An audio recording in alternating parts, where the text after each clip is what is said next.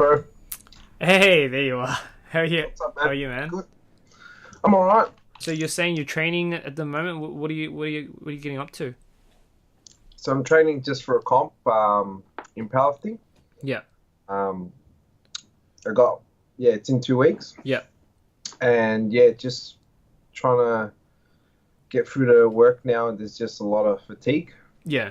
Just trying to recover from each session.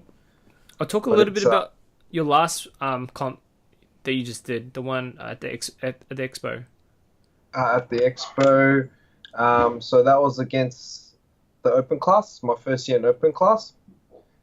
Really experienced lifters, so I was lucky to finish third. Um, Squatted 235, Yeah, benched PB of 160, and just deadlifts went there on the day. Just hit a 290 deadlift, enough to give me third. yeah. But yeah, just looking to build from there and work with the weight cut because I did have to lose 5 kilos for that comp. Yeah. Felt like it did affect my performance, but yeah, we just have to come in leaner next time So and would you close to the weight range. were you under 100 kilos? What would you get under? No, I was 110. 110. Okay, yeah. I had to drop to 105. So 105. Yes, right. next year, the plan is to just float around 106, 107, just be a bit more leaner, Can we talk about your weight, bro? just to help my condition. Have you always been Hey? 100 plus? Yeah, I've always been 100 plus. Yeah. Probably, yeah. Even as a kid, I was pretty heavy. Yeah. But what are you? You're But six. You're 6'1", right? 6'1", yeah. Yeah. Yeah. Always been heavy. Yeah. At 90, when I did bodybuilding, I felt too light and wasn't strong enough. So my coach said just to bulk up to 100 plus Yeah. and stay there. Yeah. Hopefully float around 105. So did you know you always wanted to do weightlifting since you're always like 100 kilos plus, like or 90 kilos plus? Did you feel like that was always your strength, like weightlifting and stuff, or did you feel like you wanted to become like, I don't know, a climber or something, or a runner? Nah, I've always enjoyed training in the gym, and I thought, why not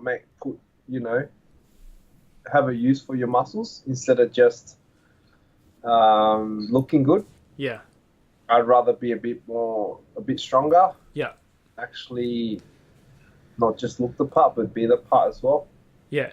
And obviously you're competitive as well, man. Obviously, so you want to test yourself and compete against others. Not against others, but more so myself. Yeah.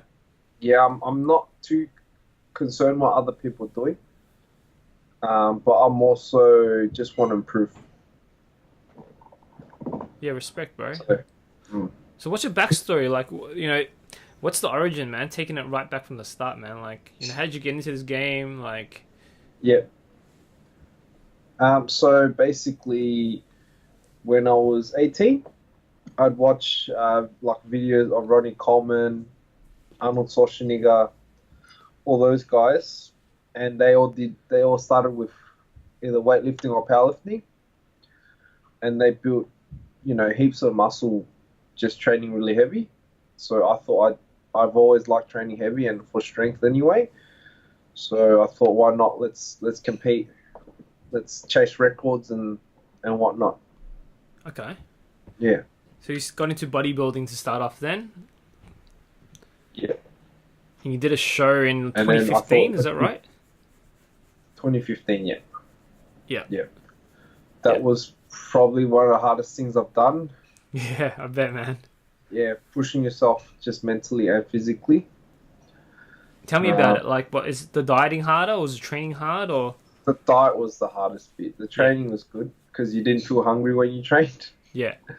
When you train, your mind and your body's not thinking about food anymore. Yeah. You just train. Yeah. But the dieting bit was the hardest. Just got so repetitive. What'd you have? Tell me, like, what kind of day? What would it look like? What would you have? So it'd either be a no carb day. Yeah. And we'd cycle through that on the heavy training days, I'd actually have carbs, a bit more extra. Yeah.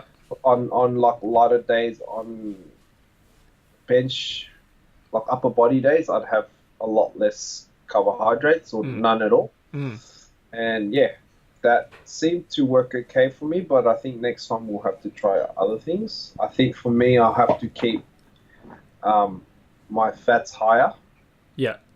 Yeah, So just to get lean. what's the theory behind that? Why would you have low carbs when you're doing like bench, and you have high carbs when you're doing squats? Like for the audience, why is that?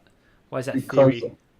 I think you need just less calories when you're doing upper body. Yeah. Um, Whereas with squats and deadlifts, that's when you kind of burn more energy anyway. Yeah. So if you eat more on a day and you feel better on the squat and deadlift days, the lower body days, you're going to train harder, and in effect, you're going to burn more calories. Yeah. So the more fuel you put in, the better performance you get, I guess. Yeah. And would you eat any carbohydrates, or would you stick to things like white rice, sweet potatoes? Um, Would you have anything? yeah, I did stick to the more rigid diet just because my coach told me to.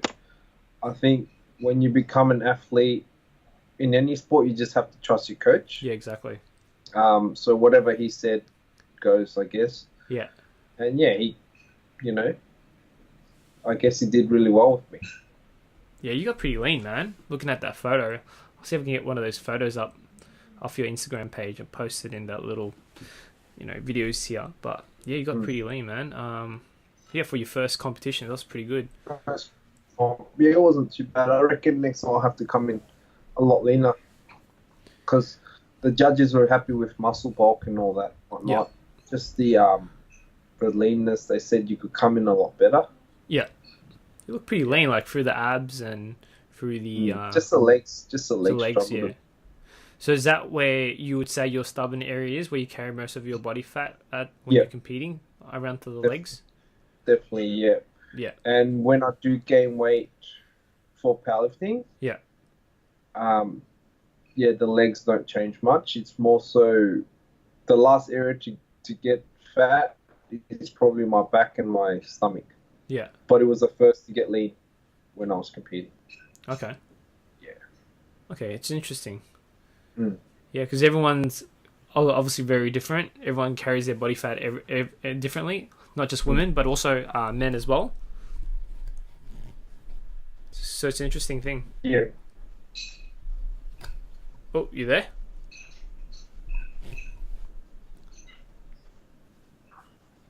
Just checking you there. It just lagged a bit. Yeah, yeah. You're right? Yeah, I'm good. Cool. It just lagged a bit. Did you catch that? No, I didn't. I didn't.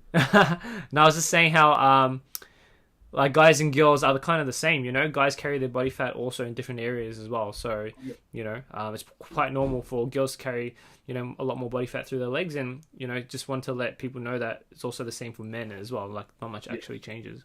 So Yeah. yeah, why do you think that is? Do you have a theory as to why that is? I think it's just hormones, I think, Yeah, I agree, man. and how that affects where we store body fat. Yeah, look, I completely agree. Yeah. Yeah. Men being higher in testosterone, probably less fat around the area. Yeah. In estrogen, there's probably that fat there as well. And I was probably more estrogenic than normal. Well, that's yeah, very common actually. So it's very common amongst guys and girls actually. We're seeing a growing trend actually. We're probably seeing the reverse in women, a growing trend in increased testosterone with women, and with guys decreasing testosterone. I don't know if because obviously you're a strength coach and personal trainer, do you see like a lot of men with low testosterone? Do they give you signs? Do they tell you things like that show you that they may potentially have low testosterone? Yeah, just in regards to the recovery in response to training as well. Yeah. The ones that I tend to know take longer to recover. Yeah. Are the ones with a bit of either higher body fat or just high estrogen levels. Yeah. I've just picked up two blokes that are very, high in testosterone, peak of their life, like 25, 24, Yeah. very young, very strong guys, Yeah. and they respond really well to training. That's really good. Heavy. Yeah. So I think it does affect your response to training Yeah. and training volume. Yeah. Look, I gotta tell you, this is the first time I've told you this, man. You probably don't know this, but I'm looking at my bloods right now, and I'll probably do a screenshot of it. I did my bloods last time, and my free testosterone. I don't know if you've ever done your bloods and checked what your testosterone is. Do you know what yours is? I don't know what. My free testosterone. Guess what it is, man. This is the first time I'm announcing this, but it should be, medical range should be within 260 to 740 milliliters, right? Milliliters, right? Millimoles, yeah. Millimoles, yeah, that's right. Mine is sitting at 253. 53. So the So medical range is what's the 260 to 740. So you're below. Yeah, I'm like 7 points below medical range, which is So, a growing trend to show that this is like a normal thing. You know what I mean? Like a lot of guys now, you're starting to see like low testing guys. I'm not sure about yourself. You might be a little bit different, but yeah. Oh yeah, I'll definitely get it tested. Yeah, Did you get it just go tested. to the doctor to?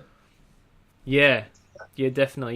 You can go to your local GP or doctor, and they can get that tested for you. But yeah, growing trends. 253 was mine. So I'm working on trying to improve that. That's one of my aims and objectives, is to improve my biochemistry and improve my markers and things like that. What are you doing to improve your test and? Well, the first thing is sleep, right? So growth hormone produces the most in sleep. And obviously, like, I'm pretty much a workaholic, and I work like all the time. So your cortisol's high. Very high, man. Absolutely. So And you're a coffee drinker. yeah, I've cut back actually. Cut back on coffee, and that's why I don't drink as much coffee and caffeine anymore, because my cortisol is just constantly running. And I've started yoga, and I've been doing like breathing and meditation to kind of lower that down. But yeah, I used to sleep like 6 hours or below a night, like for ages. So that's definitely a byproduct. And I used to go out and drink, with the boys, and I used to go out and party and stuff. And that's definitely those late nights, and alcohol obviously being highly estrogenic.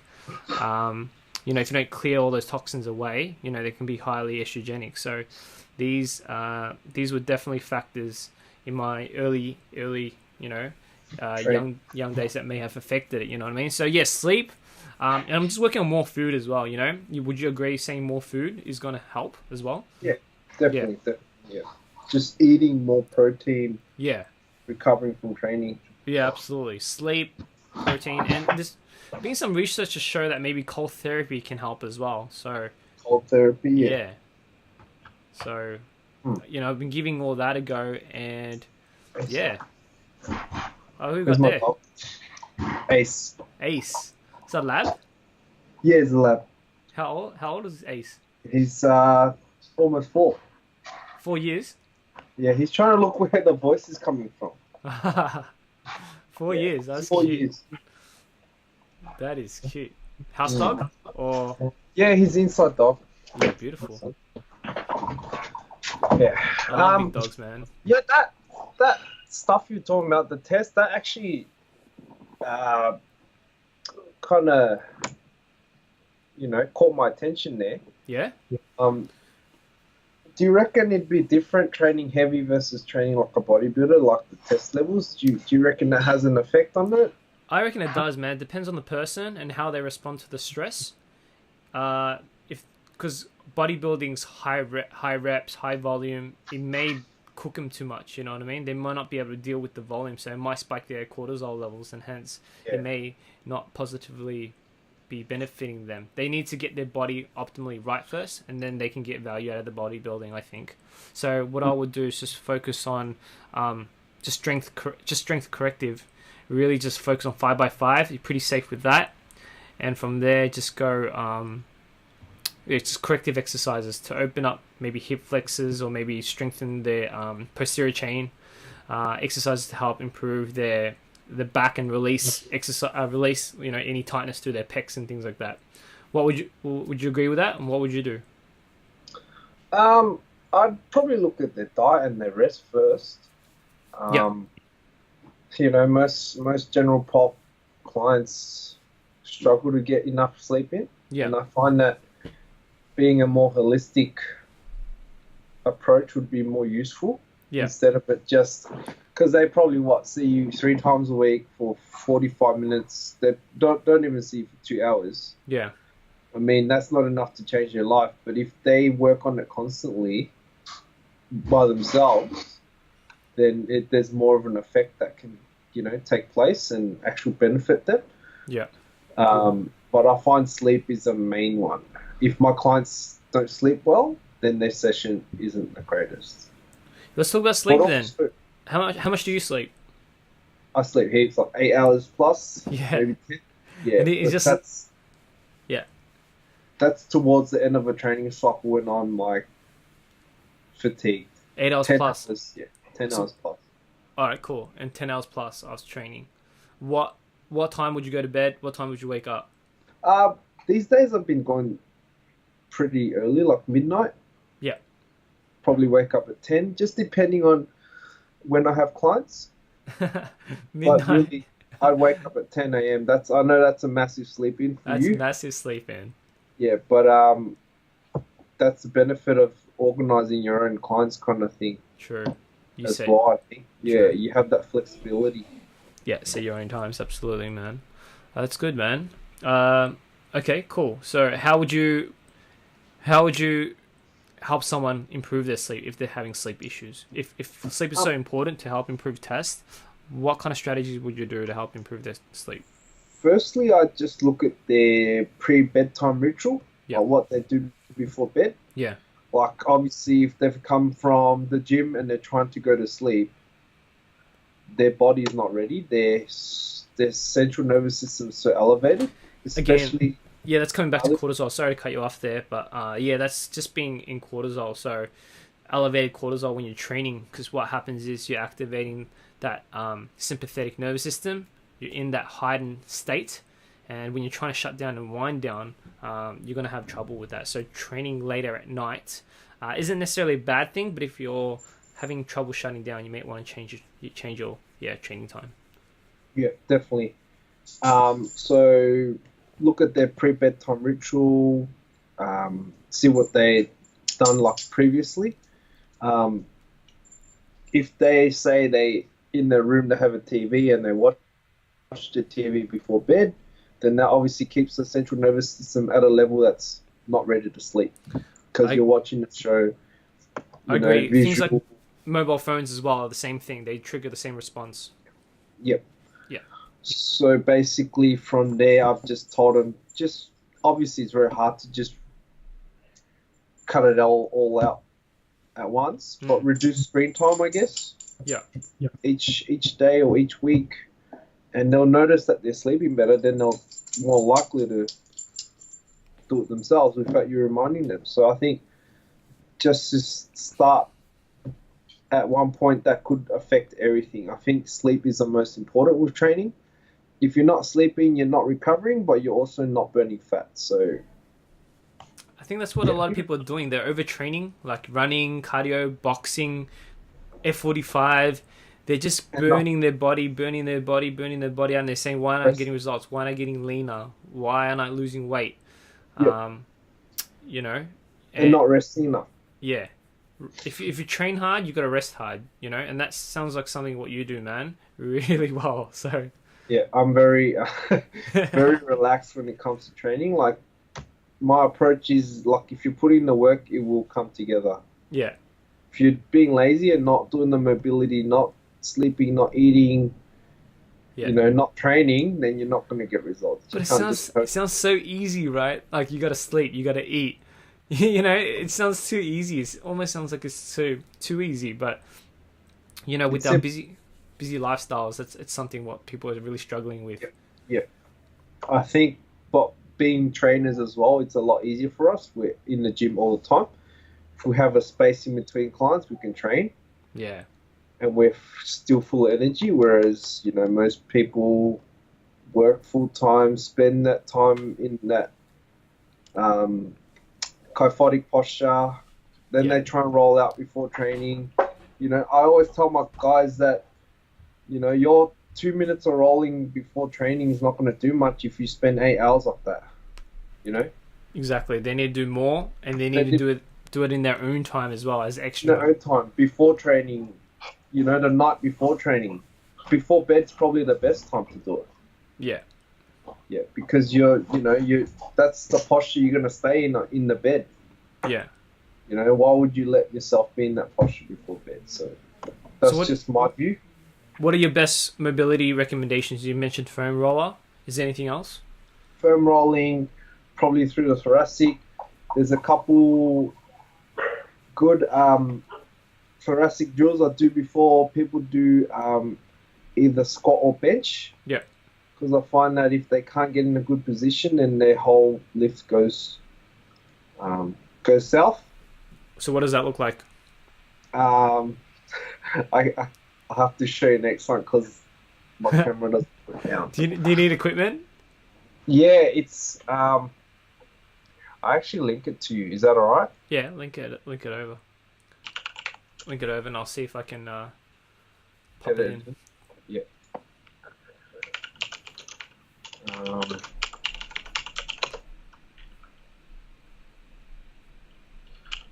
Squat. But this is the world's best stretch. That's why it's titled. Oh, really? Yeah.